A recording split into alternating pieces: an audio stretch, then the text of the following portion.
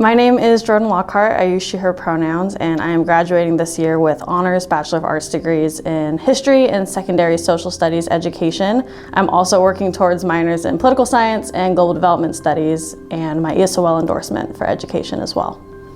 My student teaching is at McKay High School up in Salem, Oregon, so I have a little bit of a commute, but it's all worth it for the teacher that I was placed with, my cooperating teacher, my CT. He's actually the one that I specifically requested to work with. I met him last year at one point because he was the CT for a previous student teacher, so I'd met him before and knew how he was as a CT, and what I wanted was somebody who was going to really push me in the classroom and throw me in a little bit with support, but throw me in from the beginning, and he definitely did that. So one of the biggest ways that my CT has really been able to mentor me is that he is really explicit about inviting me to absolutely everything that he has as a teacher, so I get to see what goes on, not just in the classroom, but he's also a coach, so I get a lot of information on what goes into that, but also he's on a safety committee and he has all these different hats that teachers have to wear, and I always get invited to meetings and he lets me look through notes. And so it's been really great to see not just the more official, this is what a teacher does in the classroom, but here's all the other things that being a teacher entails that have been really new for me this year.